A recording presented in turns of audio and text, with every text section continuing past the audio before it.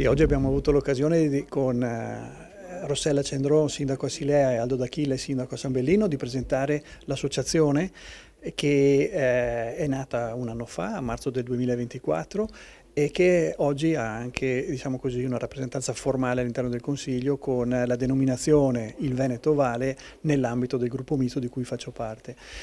Questo è un passo ulteriore di un percorso che è iniziato in realtà 7 anni fa con Veneto Laboratorio Civico, un'associazione culturale che ha prodotto idee, proposte, da un confronto secondo me molto fruttuoso tra accademici, amministratori ed esperti di vari settori.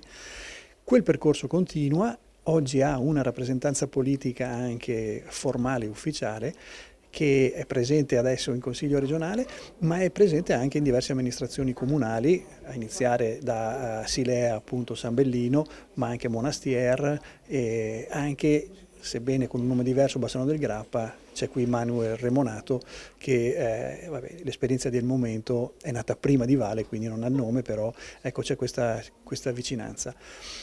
L'idea è quella appunto di rappresentare tutte quelle realtà civiche che hanno consentito di vincere alle forze democratiche in tante parti del Veneto, ma che non hanno una rappresentanza a livello regionale. Io ricordo che la mia stessa esperienza a Padova, ma l'esperienza di Vicenza, l'esperienza di Verona, hanno tutte, diciamo così, coinvolto il mondo civico in modo significativo. Ecco, dal nostro punto di vista tutti quei mondi non devono andare dispersi quando si arriva ad un livello regionale, e quindi cerchiamo di dare un veicolo in più per essere presenti. Dove ci collochiamo? Chiaramente nell'ambito del centro-sinistra, ciascuno di noi viene da quel mondo lì, ma con la porta aperta al dialogo anche a chiunque condivida quelli che sono gli obiettivi e gli elementi fondanti della nostra associazione, che sono l'agenda ONU 2030, un europeismo convinto e la Costituzione italiana. Queste sono delle cose secondo noi imprescindibili. E quindi ecco, un dialogo aperto, un dialogo che secondo me può anche cambiare quello che è il baricentro politico di questa regione, con una leadership, mi auguro, diversa già dalle prossime elezioni regionali.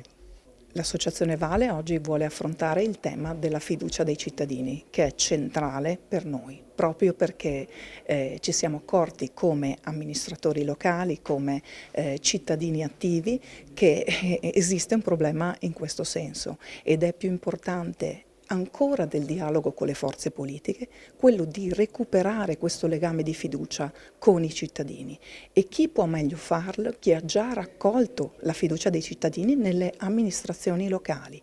Ed è questo il nostro obiettivo, creare questa rete, questo filo, diciamo, tra le amministrazioni civiche in tutto il Veneto, cosa che appunto già abbiamo raccolto ma intendiamo rafforzare, perché è importantissimo coltivare il legame diretto con gli amministratori che hanno il polso esatto dei bisogni, delle necessità dei propri cittadini.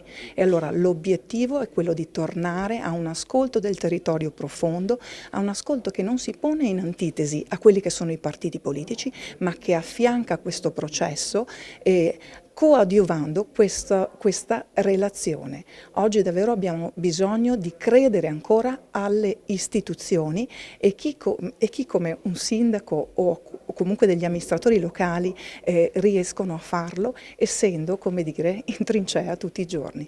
Questo è il messaggio profondo che Vale vuole rilanciare. Sono molto fiducioso di questo approccio che abbiamo oggi in Consiglio regionale espresso, mostrando quale può essere un approccio politico per problemi che ancora ci sono, e quando ci sono problemi in essere uno deve inventarsi un modo nuovo per affrontarli, e Vale manifesta un metodo, a mio avviso, molto interessante.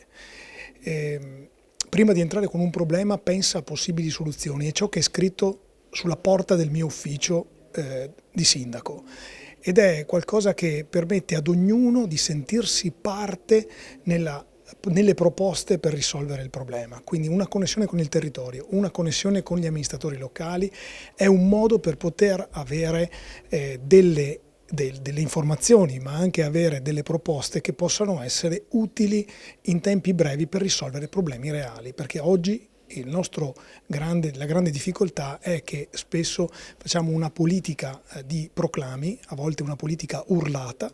Ecco, Vale non sarà una politica urlata, ma sarà una politica di ascolto e una politica che cercherà su tematiche precise, parliamo dell'ambiente, parliamo della sanità, parliamo di tematiche anche legate all'innovazione, sia sociale che di impresa, e anche dal punto di vista con le nuove tecnologie, l'intelligenza artificiale o altro, per riuscire a mettere tutto a sistema in una proposta che possa essere nel presente, già presente come futuro. Ecco, quindi non guardiamo al domani, ma già guardiamo al dopodomani, e questa credo sia una delle forze, è la forza, diciamo, di Vale, che in sé ha persone anche molto giovani, amministratori locali, che hanno voglia di pensare in questo modo. Ecco, penso che questo per la politica possa far bene anche in un approccio di condivisione con altri gruppi, partiti o chi già sta lavorando sul territorio, per poter portare quell'entusiasmo e quella creatività e innovazione